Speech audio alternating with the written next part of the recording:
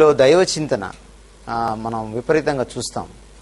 ఒక మేధావి ఏమన్నాడంటే, man is incredibly religious everywhere in the world అన్నాడు. Man is incredibly religious everywhere in the world అన్నాడు. అంటే మనం నమ్మలేనంతగా ఆ దైవ చింతన ప్రతి మనిషి గుండెల్లో గూడు కట్టుకుని ఉంది. అది ఎక్కడి నుంచి వచ్చింది అన్న దానికి జవాబు లేదు. అది ఎవరో ఒకళ్ళు వచ్చి ప్రపంచం అంతటిని రుద్దలేరు. ఈరోజు హేతువాదం పుట్టి ప్రపంచమంతా హేతువాదులుగా మార్చలేరు. సో కాబట్టి ఈ దైవ చింతన అనేది సహజంగా మనిషిలో అంతర్లీనంగా లోపల నిక్షిప్తమై మొదటి నుంచి కూడా ఉన్నది అన్నది మనం అర్థం చేసుకోవాల్సిన విషయం.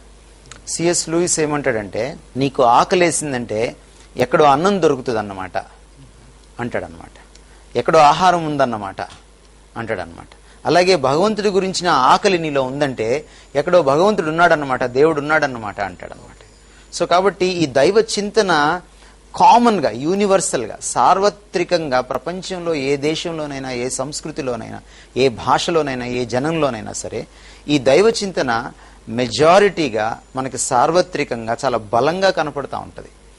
సో దాన్ని బట్టి చూసినప్పుడు కూడా ఇది దేవుని ఉనికిని సూచిస్తూ ఉంది. ఇది మొదటి విషయం. ఇక మనము ఈజిప్టు సంస్కృతికి వెళ్ళినా, గ్రీకుల సంస్కృతికి వెళ్ళినా మనకి అనేకమైన దేవతలు కనపడతారు మన భారతదేశం లాగానే. ద గ్రేట్ ప్యాంథియాన్ ఆఫ్ అంటే గ్రీక్ ప్యాంథియాన్ ఆఫ్ గాడ్స్ అంటారు. సో వాళ్ళకు కూడా అనేక మంది, వేల మంది, వందల మంది దేవతలు ఉన్నట్టుగా మనకి చరిత్రలో దాఖలాలు ఉన్నాయి. వాళ్ళ మిథాలజీలో, అంటే వాళ్ళ దేవుళ్ళు దేవతలకు చరిత్రాత్మకత గురించి నేను మాట్లాడట్లేదు. వాళ్ళు అతి దేవతారాధన కలిగిన వాళ్ళు, అతి దేవతా భక్తి కలిగిన వాళ్ళు అని పౌలు అపోస్తల కార్యాలు 17వ అధ్యాయంలో చెప్పడం.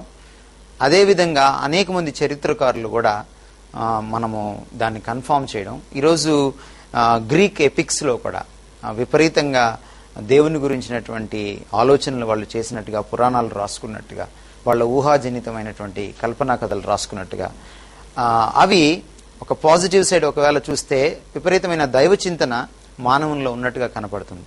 ఇకపోతే భారతదేశానికి వచ్చి చూస్తే ఆర్యుల కాలం ముందు నుంచి కూడా, అంటే లేటర్ వేదిక్ పీరియడ్లోనూ, వేదిక్ పీరియడ్లోనే కాకుండా ప్రీ వేదిక్ పీరియడ్లో కూడా, అంటే దాదాపు క్రీస్తు పూర్వము 1500 సంవత్సరాలకి ముందు నాటి పరిస్థితులు చూసినా కూడా భారతదేశంలో యానిమిజము, స్పిరిటిజము ఉన్నది. అంటే చలించే వాటిని పూజించడము, తర్వాత పితరుల ఆత్మల్ని ఆవాహనం చేస్తూ వాళ్ళేదో వీళ్ళకేదో కొత్త వరాలను ఇస్తారన్నట్టుగా, వాళ్లే దేవుళ్ళు అన్నట్టుగా, సో స్పిరిట్ వరల్డ్ని పూజించడము, లేకపోతే గుడ్డిగా చెట్టును పుట్టను పూజిస్తూ ఉండడము, ఈవెన్ స్థానిక భారతీయులు కూడా చేస్తూ ఉన్నట్టుగా మనకి అతి పురాతన కాలం నుంచి కూడా భారతదేశంలో ఈ మత సంబంధమైనటువంటి విశ్వాసాలు, భిన్నమైన విశ్వాసాలు, తాత్విక చింతనలు, దైవ చింతన ఉన్నట్టుగా మనకి కనపడుతూ ఉంటుంది. ఆ తర్వాత ఆర్యులు వచ్చిన తర్వాత కూడా హిందూయిజం రావడము, హిందూయిజం అనేటువంటి మతం ఒక సిస్టమేటిక్ గా క్రీస్తు శకము 4వ శతాబ్దంకి వచ్చే నాటికి అది ఏర్పడ్డము. దాదాపుగా క్రీస్తు శకం 1000వ సంవత్సరంకి వచ్చేటప్పటికి హిందూయిజం దాదాపుగా సిస్టమేటైజ్ అయిపోయింది. అంటే దాదాపుగా క్రీస్తు పూర్వము 500 నుంచి, లేకపోతే వేదాల కాలం 1500 అని మ్యాక్స్ ముల్లర్ చెప్పడం జరిగింది. కానీ 500 నుంచి క్రీస్తు శకము 1000వ సంవత్సరం దాకా తీసుకుంటే భారతదేశంలో హిందూయిజం సిస్టమేటైజ్ అవ్వడం మనం చూస్తాం. మొదట జ్ఞాన మార్గానికంటే ముందు కర్మ మార్గము, ఆ తర్వాత జ్ఞాన మార్గము, ఆ తర్వాత భక్తి మార్గము మేది క్రీస్తు శకం వచ్చేటప్పటికి మనకి కనపడుతూ ఉంటుంది. సో ఆ విధంగా మొదట్లో ఈ ప్రకృతికి సంబంధమైన దేవుళ్లను ఈ వేదిక్ పీరియడ్ లో ఆరాధించినట్టుగా మనం చూస్తాం. ఆకాశ దేవుణ్ణి ద్యూస్ అన్నారు, ఆ తర్వాత వరుణుణ్ణి పూజించారు, ఆ తర్వాత అగ్నిని పూజించారు. ఇలాగా ప్రకృతికి సంబంధమైనటువంటి దేవుళ్లను పూజించడం, పంచభూతాలను పూజించడం, ఆ తర్వాత క్రమేపీ విగ్రహాలు నెలకొల్పుకోవడం, వాళ్ళు రకరకాలైన దేవుళ్లను, దేవతలను పూజించడము మనం చూస్తాం. ఒక స్టోరీ చెప్తారు ఇండియన్ రిలీజియన్స్ గురించి, లేకపోతే ఇండియాలో ఉన్న హిందూయిజం గురించి, ఇందులో ఉన్నటువంటి ఈ బహుదేవతారాధన గురించి ఒక స్టోరీ చెప్తూ ఉంటారు. ఒక యాత్రికుడు భారతదేశం అంతా పర్యటన చేశాడట. చేసి అంటే ఎవరు ఏ దేవుళ్ళని ఆరాధిస్తున్నారని మొత్తం నోట్ చేసుకోవడానికి ఆయన అసేతు హిమాచలం, అక్కడి నుంచి కాశ్మీర్ నుంచి కన్యాకుమారి వరకు కూడా ఆయన భారతదేశం అంతటా పర్యటన చేస్తే ఒక పుస్తకం రాయడం మొదలు పెడితే దాదాపు ఆయన లెక్క వేసుకుంటా వెళ్తే ఎంతమంది దేవుళ్లను పూజిస్తున్నారు భారతీయులని 330 మిలియన్ల దేవుళ్లను పూజిస్తున్నట్టుగా ఆయన రాసినట్టు, అరే ఇంతమందిని పూజిస్తుంటే మరి ఎలాగా అని చెప్పి ఆయన మళ్ళీ వాటన్నిటిని కూడా ఆమూలాగ్రంగా ఆయన ఒక రివ్యూ చేసుకుంటూ సమీక్ష చేసుకుంటూ వచ్చి పుస్తకం చివరి భాగంలో 330 అని రాయకుండా ఒక్క దేవుణ్ణే పూజిస్తున్నారు అని రాసినట్టుగాను. కాబట్టి ఇంతమంది కూడా ఒక్క దేవుడి ప్రతిరూపమే, సో దేవుడు ఒక్కడే రూపాలు అనేకం అనేటువంటి ఒక కట్టుకథ లేకపోతే ఒక లెజెండరీ స్టోరీ నానుడిలో ఉంది మన దేశంలో. చాలా మంది ఈ గురువు గారులు చెప్తూ ఉంటారు. సో కాబట్టి భారతదేశంలో మరి ఈ 330 మిలియన్ గాడ్స్ లేకపోతే చాలా మంది 3 బిలియన్ గాడ్స్ అని కూడా చెప్తా ఉంటారు. ముక్కోటి దేవతలు అని అంటూ ఉంటారు. ముక్కోటి దేవతలతోటి ఆగలేదన్నమాట, రోజుకొక దేవుడు దేవత కలుస్తూనే ఉంటారు దానికి. సో కాబట్టి అతి దేవతా భక్తిలో బహుశా గ్రీకుల్ని మనం మించిపోయాం. ప్రపంచంలో ఉన్నటువంటి ఏ దైవ చింతన కలిగిన బహుదేవతారాధకుల కంటే కూడా భారతీయులు ఈ బహుదేవతారాధనలో మించిపోయినట్టుగా మనకు కనపడతా ఉంటది. సో ఇది పాజిటివ్ గా మనం ఆలోచన చేస్తే భారతీయుల్లో భక్తిభావం, భక్తి ప్రపత్తలు, దేవుని గురించినటువంటి భయం, లేకపోతే దైవ చింతన, ఆధ్యాత్మికమైనటువంటి ఆలోచన, స్పృహ మరి మిగిలిన దేశస్థుల కంటే, సంస్కృతిలో ఉన్న ప్రజ కంటే భారతీయ ప్రజకు ఎక్కువ అని మనం చెప్పడానికి ఇది తార్కాణం అన్నమాట. So this is about India. India అంటే ఇక్కడ నుంచి దాదాపుగా 4000 సంవత్సరాలు వెనక్కి వెళ్ళినా సరే ఈ 4000 సంవత్సరాల స్కేల్ మీద మనం భారతదేశపు ఈ దైవ చింతన గురించి మనం చిత్రీకరించడానికి ప్రయత్నం చేసిన ప్రపంచంలోకెల్లా అత్యంత ఎక్కువగా దైవ చింతన కలిగినటువంటి దేశంగా మరి భారతదేశము మరి విలసిల్లుతూనే ఉందని లేకపోతే పరిడి వెళ్తుందని మనం చెప్పవచ్చు. మన హైందవ సోదరులు దేవుణ్ణి ఎలా పూజిస్తారు, ఎలా చూస్తారు, దేవుని గురించి వారి అభిప్రాయం లేకపోతే అవగాహన ఎలా ఉంటుంది? రైట్. ఇప్పుడు ఇతర విశ్వాసుల గురించి మనం ఆలోచిస్తున్నటువంటి ఈ ఎపిసోడ్ లో ఇది చాలా మంచి ప్రశ్న అండి. ముఖ్యంగా భారతదేశంలో ఆల్మోస్ట్ మెజారిటీ రిలీజన్ దాదాపు 85% దాకా ఎవరు ఉన్నారు అంటే ఈ హైందవ విశ్వాసం కలిగినటువంటి సోదర సోదరీమణులు ఎక్కువగా ఉన్నారు మన దేశంలో. మనకు ఉన్నటువంటి దాదాపుగా 120 కోట్ల భారతీయుల్లో 85% వీళ్ళే ఉన్నారు. కాబట్టి చాలా మంచి ప్రశ్న ఇది. మన హైందవ సోదర సోదరీమణులు దేవుడిని ఎలా దృష్టిస్తున్నారు అని మనం చూడాలి అని అనుకుంటే, ఎందుకంటే అది తెలుసుకోకపోతే మన విశ్వాసం గురించి వారితోనూ, వారి విశ్వాసం గురించి మనతోనూ సంభాషించుకోవడం, చర్చించుకోవడం, కమ్యూనికేట్ చేసుకోవడము సరిగా జరగదన్నమాట. సో అపార్థాలకి దారితీస్తుంది. కాబట్టి ఇది ఒక చాలా ప్రాముఖ్యమైనటువంటి ప్రశ్నగా నేను భావిస్తున్నాను దీన్ని. హైందవ సోదరులు దేవుణ్ణి చూసే విధానాన్ని గురించి మనం అర్థం చేసుకోవాలంటే కనీసం 2 కోణాల నుంచి మనము దీన్ని విశ్లేషణ చేయాలి. On one side classical Hinduism, అంటే శాస్త్రాల్లో హిందూయిజం గురించి ఎలా ఉంది, ఏమనుంది. On the other side the popular Hinduism, అంటే ప్రాచుర్యంలో ఉన్నటువంటి, ప్రాక్టీస్ లో ఉన్నటువంటి హిందూయిజం, ప్రజాదరణ పొందిన హిందూయిజము ఒక పక్కన, క్లాసికల్ గా శాస్త్రాల్లో ఉన్నటువంటి శాస్త్రీయమైనటువంటి హిందూయిజం ఒక పక్కన మనం చూడాలి. నేను ఇందాక చెప్పినట్టుగా వేదిక్ పీరియడ్ లో తీసుకుంటే వాళ్ళు దేవుణ్ణి ఒక సృష్టికర్తగా చూడడం ఉన్నది, అక్కడ ఒక సృష్టికర్తగా చూడడం. తర్వాత కాలంలో వాళ్ళు ఏం చేశారంటే, ఇప్పుడు ఈవెన్ ఆర్యుల్ని తీసుకుంటే వాళ్ళని నొమాడిక్ పీపుల్ అంటాం. వాళ్ళు ఏం చేస్తారంటే దేశ సంచారం చేస్తూ ఉంటారు. అంటే ఎక్కడ వాళ్ళకి మేత దొరికితే, ఎక్కడ ఆహారం దొరికితే పశువులకి, వాటిని అక్కడికి తీసుకెళ్లిపోయి అక్కడ కొంతకాలం ఉండి మళ్ళీ అక్కడ నుంచి ఇంకో చోటికి వెళ్ళిపోతున్నటువంటి సంచాలకులు అనమాట వాళ్ళు, ఎప్పుడు సంచారం చేస్తూ ఉండేటువంటి వాళ్ళు. సో వాళ్ళ ప్రధానమైనటువంటి ఇదేమిటంటే పశువుల్ని పెంచుకునేవాళ్ళు. సో కాబట్టి పశువులకు సంబంధించిన ఒక దేవుణ్ణి పెట్టుకున్నారు వాళ్ళు, పశుపతి అనేటువంటి దేవుణ్ణి పెట్టుకున్నారు. ఆ తర్వాత ఆకాశం నుంచి చాలా వింతైనటువంటి విషయాలు జరుగుతున్నాయి. సూర్యుడు కాంతిని వెరుజుముతున్నాడు, లేకపోతే చంద్రుడు కనపడతాడు, ఆకాశంలో నక్షత్రాలు కనపడతాయి. సో కాబట్టి ఆకాశంలో ఉన్న దేవుణ్ణి ద్యూస్ అని వాళ్ళు పిలవడం జరిగింది. తర్వాత మొదట చనిపోయి మరణలోకానికి వెళ్ళిన వాళ్ళ పితరుణ్ణి వాళ్ళు యముడిగా చేసుకున్నటువంటి సందర్భం కనపడుతుంది. ఆ తర్వాత మనకి ప్రకృతి వరాలు కొన్ని, ఉదాహరణ వర్షం ఒక వరం, వర్షాన్ని వాళ్ళు చూసి వరుణదేవుడని వాళ్ళు పూజించడం మొదలుపెట్టారు. తర్వాత అగ్ని ఆహుతి చేసేస్తుంది, అది నాశనం చేస్తుంది కాబట్టి అగ్నికి భయపడ్డాం. కాబట్టి అగ్ని కూడా ఒక దైవ రూపం అని అని అగ్నిని కూడా పూజించడం ఇలా. సో అలా ప్రతిదాన్ని ప్రకృతి సంబంధమైనటువంటి వనరుల్ని కూడా వాళ్ళు పూజిస్తూ రావడం జరిగింది. ఆ తర్వాత ఉపనిషత్తుల కాలం, వేదాంత పీరియడ్ అంటాం. అంటే వేదాలు అంతమయ్యే నాటికి ఈ ఫిలాసఫీస్, వేదాల మీద వ్యాఖ్యానాలు ఎక్కువైనాయి. సో ఉపనిషత్తుల కాలం వచ్చింది. ఈ ఉపనిషత్తుల కాలంలోకి వచ్చేటప్పటికి ఈ శంకరాచార్యుడు, మధ్వాచార్యుడు, లేకపోతే రామానుజాచార్యుడు ఇలాంటి వాళ్ళు ప్రధానంగా వచ్చారు. అనేకంలో ఉన్నప్పటికీ కూడా వచ్చారన్నమాట. అసలు ఈ వేదిక్ పీరియడ్ నుంచి వేదాంత పీరియడ్ వచ్చే లోపే చార్వాక మతం వచ్చింది, తర్వాత జైన మతం వచ్చింది, బౌద్ధ మతం వచ్చింది. కొంతమంది అసలు దేవుడు లేడని పుట్టిన మతాలు, నాస్తిక మతం. ఉదాహరణకి జైన మతంలో దేవుడు లేడు, దాన్ని నాస్తిక మతం అంటాం. It's an atheistic religion. అలాగే బౌద్ధ మతం వచ్చింది. బౌద్ధుడు అన్నాడు, బుద్ధుడు ఏమన్నాడంటే, మరి దేవుడి గురించి నువ్వు ఎప్పుడు మాట్లాడలేదు ఏంటి అని అంటే, ఇట్ ఈస్ నాట్ ప్రాఫిటబుల్ అన్నాడు. దేవుడి గురించి మనం మాట్లాడుకునే ప్రయోజనం లేదు, వేస్ట్ అన్నాడు అనమాట. సో కాబట్టి దాన్ని అగ్నాస్టిక్ రిలీజియన్ అంట, అగ్నితావాదానికి సంబంధించినటువంటి మతం అంటాం. సో దేవుణ్ణి పూజించే మతాలు, దేవుడు లేడని చెప్పే మతాలు, దేవుడు గురించి మనకు అవసరం లేదు, దాని గురించి మనం తెలుసుకోలేము, అదంత ఇంపార్టెంట్ కాదని చెప్పే మతాలు, ఇలా రకరకాల మతాలు పుట్టుకొచ్చాయి భారతదేశంలో. ఉపనిషత్తుల కాలం వచ్చేటప్పటికి ప్రధానమైన ఫిలాసఫీస్ వచ్చినాయి. అంటే ప్రధానంగా అద్వైత మతం, శంకరాచార్యుడు అంటే మనం ఎవ్వరం లేవు, ఈ ప్రపంచం అంతా కూడా లేదు, ఇదంతా అవాస్తవం, ఉన్నదనుకోవడం భ్రమ, మాయ, ఉన్నదంతా ఎవరు అంటే ఒకటే రియాలిటీ, వాస్తవం ఉంది.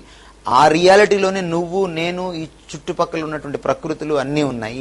మట్టి నువ్వు వేరు కాదు, నువ్వు ఇంకొకడు వేరు కాదు, మనం అంతా ఒకటే, అంతా బ్రహ్మమే అనేటువంటి ఒక కాన్సెప్ట్ ని తీసుకొచ్చి, బ్రహ్మం ఒకటే, పరబ్రహ్మం ఒకటే, బ్రహ్మం తప్ప ఆయనకు బయట ఇంకేమీ లేదు, ఉన్నది అని అనుకోవడము ఒక భ్రమ, భ్రాంతి, అది మాయ అనేటువంటి ఒక అద్వైత వేదాంతం. అంటే ద్వితీయత లేదు, రియాలిటీ ఈజ్ వన్ అనేటువంటి కాన్సెప్ట్ ని తీసుకొచ్చాడు. ఆ తర్వాత ఆయన చెప్తున్న దాంట్లో నిర్గుణ బ్రహ్మం, సగుణ బ్రహ్మం అనేటువంటి రెండు ఇవి తీసుకొచ్చాడు ఆయన. అంటే రియాలిటీస్ ని ఆయన లెవెల్స్ గా మార్చాడు. లోయర్ లెవెల్లో నీకు రియాలిటీగా కనపడుతుంది కానీ అది రియాలిటీ కాదు. ఇక్కడ విగ్రహారాధన కూడా ఉంటుంది కానీ అది రియాలిటీ కాదు. ఇక్కడ దేవుడికి గుణాలు ఉంటాయి కానీ నిజానికి గుణాలు ఉండవు ఆయనకి. ఆ హయ్యర్ రియాలిటీకి వచ్చేటప్పటికి అది అసలైన రియాలిటీ. ఈ హయ్యర్ రియాలిటీలోకి వచ్చేటప్పటికి దేవుడికి అసలు గుణాలు కూడా ఉండవు. మనం ఏమనుకుంటామంటే, ఏదో ఒక గుణాన్ని చూసి, సపోజ్ దేవుడు న్యాయవంతుడు అని నేను అన్నానంటే, శంకరుడి దృష్టిలో అది తప్పు. ఎందుకంటే న్యాయం అంటే ఈ చుట్టుపక్కల ఉన్నటువంటి న్యాయాన్యాయాలను చూసి నువ్వు ఒక అవగాహనకు వచ్చి ఆ న్యాయం అనేటువంటి లక్షణాన్ని దేవుడికి ఆపాదిస్తున్నావు. అసలు దేవుడికి ఏ లక్షణం ఉందో నీకు తెలియదు.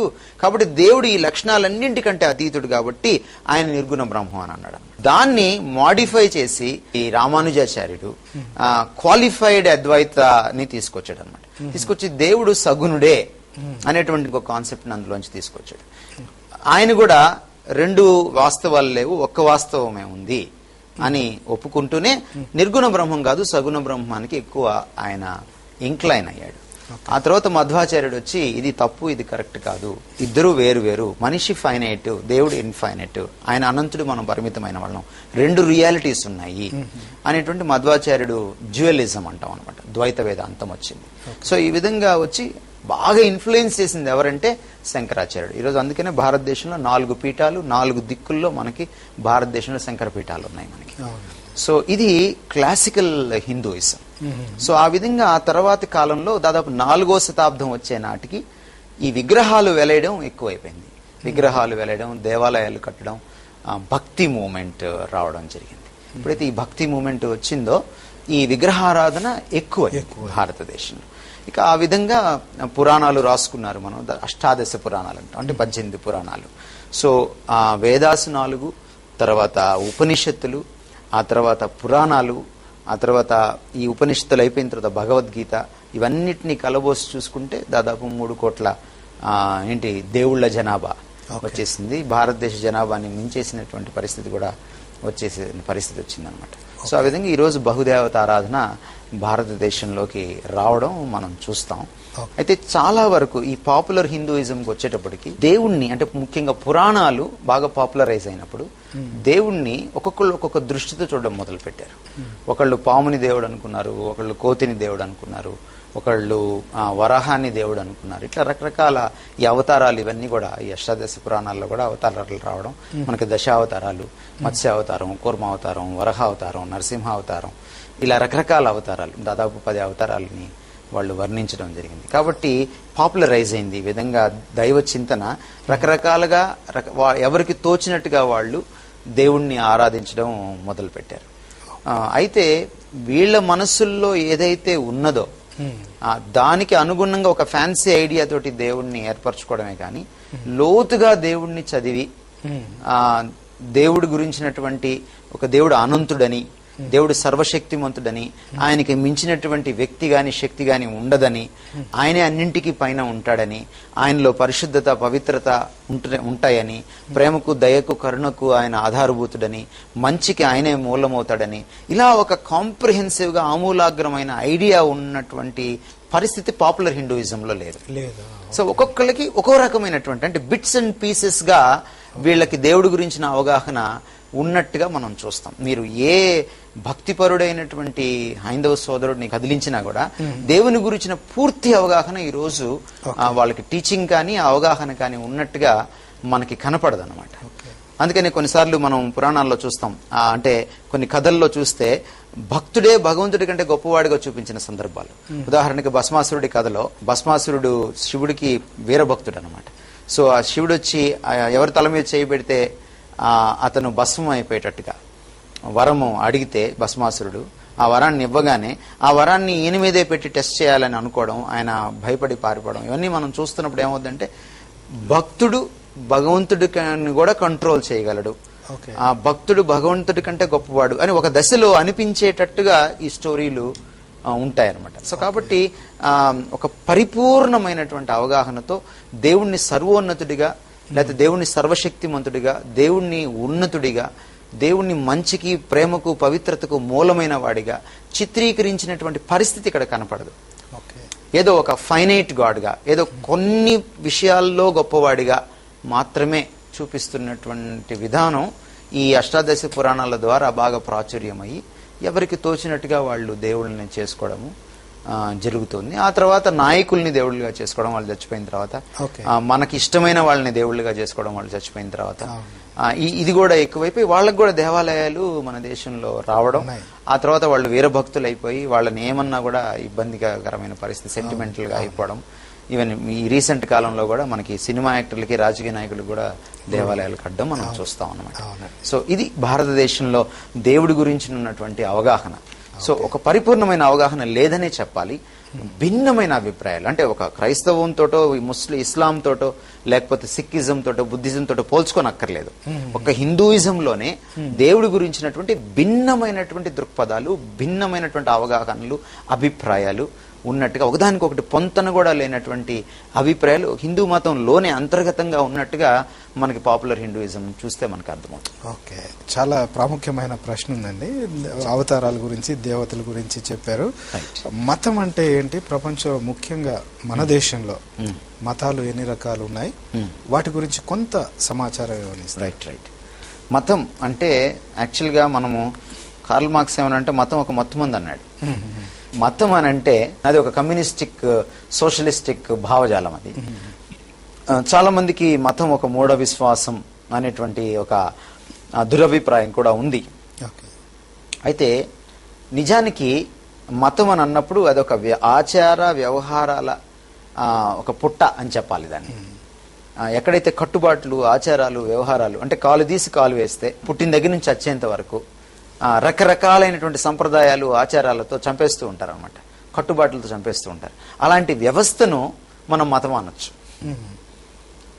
ఇప్పుడు పాపులర్గా మనం చూస్తున్న విషయాన్ని చూసి, ఈవెన్ ఈ రిలీజియస్ హిస్టరీని కూడా మనం చూస్తే, మీరు యూదా మతాన్ని తీసుకోండి, మీరు ఇస్లాం మతాన్ని తీసుకోండి, మీరు హిందూ మతాన్ని తీసుకోండి, మీరు బౌద్ధ మతాన్ని తీసుకోండి, ఏ మతాన్నైనా మీరు తీసుకున్నా కూడా ఈ సంప్రదాయాలు, కట్టుబాట్లు, ఆచారాలు, సాంఘ్యాలు, వ్యవహారాలు, ఇది ఇలానే చేయాలి, ఇది ఇలా చేయకపోతే ఏదో అవుతుంది, ఇది అనే ఒక కట్టుబాటు గీతలు గీసుకొని అట్లా పుట్టింది మొదలుకొని చచ్చేంత వరకు ప్రతి ఘట్టంలో మానవ దశలో కొన్ని సంప్రదాయాలు వీటికి మనిషి బందీ అయిపోవడం అనమాట. సో అట్లాంటి వ్యవస్థను మనం పాపులర్గా చూసి మతం అని మనం చెప్పుకోవచ్చు. అయితే ఎటిమాలజీలోకి, వ్యుత్పత్తార్థంలోకి వెళ్ళి మనం మూలంలోకి వెళ్ళి చూస్తే మతం అంటే సంస్కృతంలో అభిప్రాయం. అందుకని మనం అభిమతం అంటాం. అభిప్రాయాన్ని తెలుగులో ఇంకో రకంగా మనం చెప్పాలంటే అది నా అభిమతం కాదంటాం. అంటే అది నా అభిప్రాయం కాదు అని. సో భగవంతుడిని గురించి ఇందాక మనం చెప్పుకున్నట్టుగా భిన్నమైన అభిప్రాయాలు, ఎవరికి తోచినట్టుగా వారు భగవంతుడిని దృష్టించడం మొదలుపెట్టిన తర్వాత, ఎవరికి తోచినట్టుగా వాళ్ళు భగవంతుడిని చేసేసుకున్న తర్వాత తమకున్నటువంటి ఊహాలోచనలను బట్టి సో ఒక్కొక్క అభిప్రాయం ఒక మతంగా వ్యవస్థాపితం కావడం మనం చూస్తాం. అందుకని ఒక్క హిందూ మతంలోనే ఈరోజు అనేకమైన మతాలు, ప్రపంచంలో కూడా అనేకమైన మతాలు మనకి ఉండడం మనం చూస్తాం. సో ఇది ఒక క్లుప్తంగా ఆలోచన చేస్తే మతము అని. ప్రపంచంలో అనేకమైన మతాలు ఉన్నాయి, ఈరోజు అనేకమైన మతాలు ఉన్నాయి. కానీ మేజర్గా క్లాసిఫై చేస్తే దాదాపుగా 12 మత సమూహాలు ఉన్నట్టుగా, రిలీజియస్ గ్రూప్స్ ఉన్నట్టుగా మనం చూస్తాం. జుడాయిజం కావచ్చు, క్రిస్టియానిటీ, ఇస్లాం కావచ్చు, లేకపోతే కన్ఫ్యూషనిజం, టావోయిజం కావచ్చు, బుద్ధిజం కావచ్చు, లేకపోతే హిందూ మతం కావచ్చు. ఒక రకంగా చెప్పాలంటే హిందూ మతాలు అనాలి, అందులోనే అనేక రకాల మతాలు ఉన్నాయి కాబట్టి. తర్వాత సిక్కిజం కావచ్చు, సూఫీయిజం కావచ్చు, అంటే హిందూ ఇస్లాం ఒక కలయిక ద్వారా వచ్చినటువంటి ఒక ఆఫ్షూట్. అలాగే జైన మతం కావచ్చు. ఇలాగా మతాలన్నింటినీ మనము పెట్టుకుంటా వెళ్తే దాదాపుగా ఒక 12 గ్రూప్స్గా మనకి కనపడతా ఉంటాయి.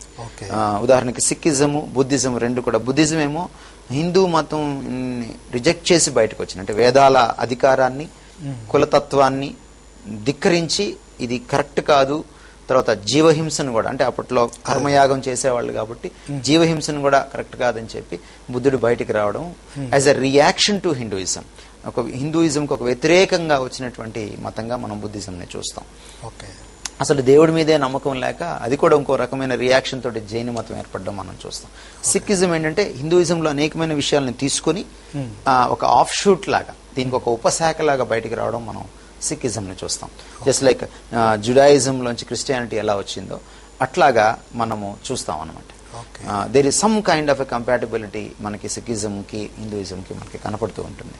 సో అట్లాగా భారతదేశంలో మనకు అనేకమైన మతాలు ఉన్నాయి. ఒకవేళ ప్రపంచంలో మనం ఒకవేళ గ్రాఫ్ గీస్తే ఎక్కువ శాతం మనకి క్రిస్టియానిటీ ఉన్నట్టుగా మనం చూస్తాం. క్రిస్టియానిటీ దాదాపుగా వరల్డ్ పాపులేషన్లో 31.5%. అలాగే నెక్స్ట్ ఇస్లాం సెకండ్ ప్లేస్ లో 23.2%, అంటే షియాలు, సున్నీలు అందరూ కలిపి. తర్వాత ఎవరితో అఫిలియేట్ కాకుండా ఉన్నటువంటి రకరకాల మతాలని తీసుకుంటే 16.3% ఉన్నట్టుగా మనకి ఒక రకమైన సర్వే మనకి కనపడతా ఉంది. అలాగే హిందూయిజము 15% ప్రపంచ జనాభాలో మనకి, బుద్ధిజం 7%, అలాగే మిగిలినటువంటి ఈ రకరకాల తెగలకు సంబంధించినటువంటి జాతులకు, కొండ జాతులకు సంబంధించినటువంటి రిలీజియన్స్ ఒక 6% దాకా ఉన్నట్టు. జుడాయిజము అన్నిటికంటే తక్కువ 0.2%, బట్ మోస్ట్ పవర్ఫుల్ గా కూడా ఈరోజు ఉన్నట్టుగా మనం చూస్తాం. ఓకే, థ్యాంక్ యూ అండి. ఇంకొక అంటే మనకు సంబంధించిన ప్రశ్న అండి ఇది. క్రైస్తవులు సువార్త చెప్తున్నప్పుడు ఇతర విశ్వాస సోదరులు ఎలా తీసుకుంటారు, ఎలా అర్థం చేసుకుంటారు?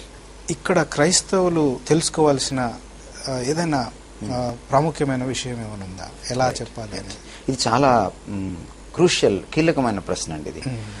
క్రైస్తవులు ఇతరులకు సువార్త చెప్తున్నప్పుడు చాలా ప్రాముఖ్యమైనటువంటి విషయం ఏంటంటే వాళ్ళను అర్థం చేసుకుంటూ ఒక పాజిటివ్ అప్రోచ్ తోటి సువార్త చెప్పడం అనేది చాలా ప్రాముఖ్యమైన అంశం. ఇప్పుడు ఏథెన్స్ వాసుల దగ్గరికి పౌలు వెళ్ళినప్పుడు వాళ్ళని అతి దేవతా భక్తి గలవారిగా, బహుదేవతారాధన చేసేవారిగా గుర్తించాడు ఆయన. కానీ ఆయన విమర్శ చేయలేదు. అక్కడ విమర్శ చేయకుండా he started with a positive note. వాళ్ళ భక్తిని మెచ్చుకుంటూ అక్కడి నుంచి దేవుని గురించినటువంటి ఆలోచనలు వాళ్ళకి చెప్పడం, ఆ తర్వాత వాళ్ళకి సువార్త చెప్పడం, యేసుక్రీస్తు వారి గురించి చెప్పడం జరిగింది.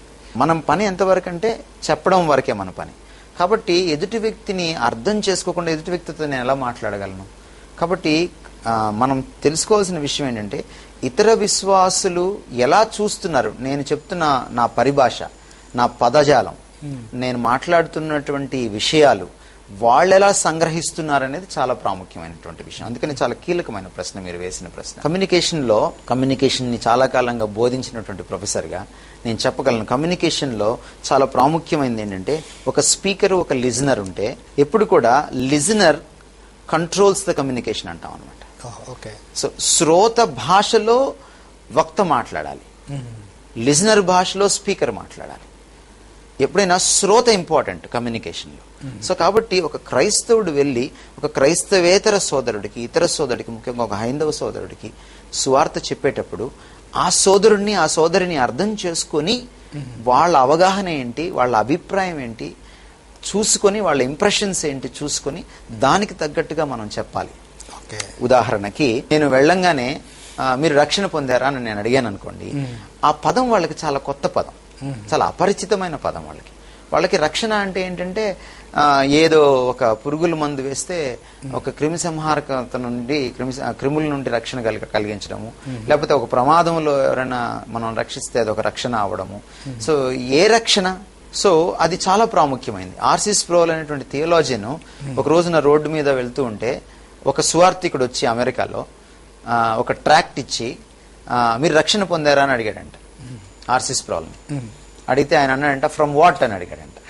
వెంటనే ఆర్ యు సేవ్డ్ అంటే ఫ్రమ్ వాట్ అని అడిగాడంట. నేను ఎక్కడి నుంచి రక్షణ పొందాలి అని అడిగాను. ఈయన ఆల్రెడీ రక్షణ పొందినవాడే, ఈయన ఒక థియోలాజియన్. కానీ అతనికి వెలిగింపు కలగాలి. చాలా సార్లు మనము సువార్త చెప్పేటప్పుడు మన కొలీగ్స్ కి గానీ చాలాసార్లు రోడ్డు మీద చెప్తా ఉంటారు, అసలు అసంబద్ధంగా మాట్లాడుతూ ఉంటారు మన వాళ్ళు. అలా కాకుండా మన తోటి సోదర సోదరి మనల్ని మనం అర్థం చేసుకోవాలి. వాళ్ళు ఎలా చూస్తున్నారు, మోక్షం అనే మాట వాడడం, స్వర్గం అనే మాట వాడడం పరలోకానికి బదులుగా వాళ్ళ భాషలోకి, తర్వాత క్రొత్త జన్మ అనే దానికి, మళ్ళీ జన్మించడం అనే దానికి పునర్జన్మ అనేది వాడడం. ఇలాగా మనము తెలుసుకోవాలి వాళ్ళు ఎట్లాగా అనేటువంటి విషయాల్ని. వాళ్ళు ఎలా దృష్టిస్తున్నారు మనల్ని, దేవుణ్ణి వాళ్ళు ఎలా దృష్టిస్తున్నారు, మోక్షానికి సంబంధించినటువంటి మార్గాన్ని వాళ్ళు ఎలా దృష్టిస్తున్నారు, పాపాన్ని వాళ్ళు ఎలా దృష్టిస్తున్నారు, మానవ స్వభావాన్ని వాళ్ళు ఎలా దృష్టిస్తున్నారు, ఇవన్నీ కూడా వాళ్ళు అర్థం చేసుకోవాలి. ఇప్పుడు నేను దేవుడు దేవుడు అంటుంటే వాళ్ళకి దేవుడు అనే మాట తెలిసినప్పటికీ కూడా నేను భగవంతుడు, దైవం, లేకపోతే పరమాత్మ, ఆత్మ పరమాత్మ ఇలా మాట్లాడుతున్నాను అనుకోండి, నాకు కనెక్ట్ అవుతారు వాళ్ళు. సో ఇక్కడ కనెక్టివిటీ అనేది చాలా ఇంపార్టెంట్. సో కాబట్టి వాళ్ళ పరిభాషలో మాట్లాడడం ఒకటి కమ్యూనికేషన్లో. కంటెంట్, కాన్సెప్ట్ కూడా నేను ఒకటి చెప్తే వాళ్ళకి ఇంకోటి అర్థం కావచ్చు. ఉదాహరణకి మోక్షం లభించిందా అంటే అర్థం ఏంటంటే వాళ్ళు ఒక సంసార చక్రంలో ఇరుక్కుపోయారు. ఇప్పుడు హైందవ కాన్సెప్ట్ ప్రకారం ఏంటంటే నేను పాపం చేసినప్పుడు నెక్స్ట్ జన్మ, ఈ జన్మలో నేను పాపం చేస్తే నెక్స్ట్ జన్మలో ఇంకా తక్కువ జన్మను నేను తీసుకుంటాను, హయ్యర్ పుట్టుకుని నేను పుట్టను. అక్కడ మళ్ళీ నేను పాపం చేస్తే ఇంకా తక్కువ జన్మలోకి నేను వెళ్ళిపోతాను. ఎక్కడైనా నేను పుణ్యం కట్టుకొని మంచి పనులుగా చేస్తే నెక్స్ట్ జన్మలో కొంచెం హయ్యర్ లెవెల్లో నేను పుడతాను. ఇలాగా నేను పుణ్యం చేసుకుంటూ ఎన్నో వేల లక్షల సంవత్సరాలు వెళ్తే వాళ్ళ దృష్టిలో ఒక యుగం అంటేనే దాదాపుగా 4,27,000 సంవత్సరాలు. సో ఈ విధంగా నేను మంచి పనులు చేసుకుంటూ ఈ సంసార చక్రం అంటే పుట్టడం మళ్ళీ పుట్టడం, పుట్టడం మళ్ళీ పుట్టడం చేస్తుంటే దీని సంసార చక్రం. సంసారం అంటే ప్రపంచం అన్నమాట.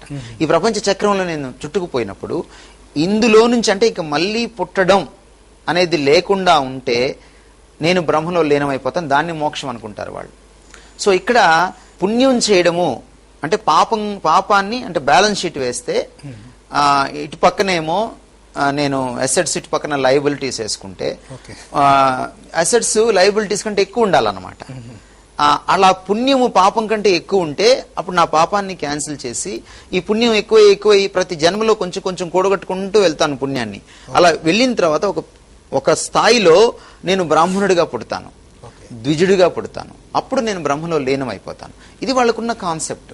సో కాబట్టి వాళ్ళ కాన్సెప్ట్స్ ని కూడా అర్థం చేసుకుని వాళ్ళ దృష్టిలో మోక్షం అంటే ఏంటి, వాళ్ళ దృష్టిలో పరలోకం, స్వర్గం అంటే ఏంటి, సో ఈ కాన్సెప్ట్స్ ని కూడా అర్థం చేసుకోవాలి. కాబట్టి కమ్యూనికేషన్ ని, కాన్సెప్ట్ ని అర్థం చేసుకోవాలి.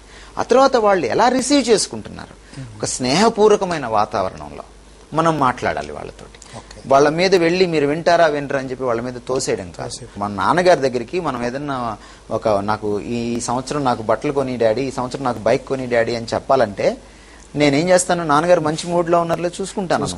చూసుకొని ఆయన మంచి మూడ్ లో ఉన్నప్పుడు చూసుకొని అప్పుడు ప్రపోజల్ పెడతాను.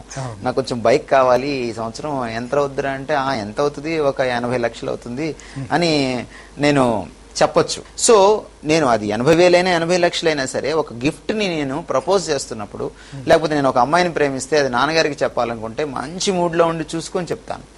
మరి గాస్పెల్ చెప్పేటప్పుడు కూడా మనము అవతల వాళ్ళు ఎలాంటి స్థితిలో ఉన్నారు, వాళ్ళ మానసిక స్థితి, వాళ్ళ భావోద్రేక స్థితి ఎలా ఉంది, వాళ్ళతో నా స్నేహం స్థాయి ఎలా ఉంది, నా సంబంధ బాంధవ్యాలు ఎలా ఉన్నాయి, ఇవన్నీ చూసుకుంటూ పరిస్థితిని బట్టి క్రమేపీ వాళ్ళకి గాస్పెల్ చెప్పాలి. కానీ అట్లా కనపడినోడికల్లా అలా పిలిచేసి గబక్కన వాడికి చెప్పేసి ఏదో ఒక డంప్ చేసినట్టుగా, మనము ఇక్కడ నుంచి మట్టి తీసి ఇంకో దగ్గర పడేసినట్టుగా, వింటే విను లేతే సావు అన్న టైప్ లో మనం గాస్పెల్ చెప్పకూడదు.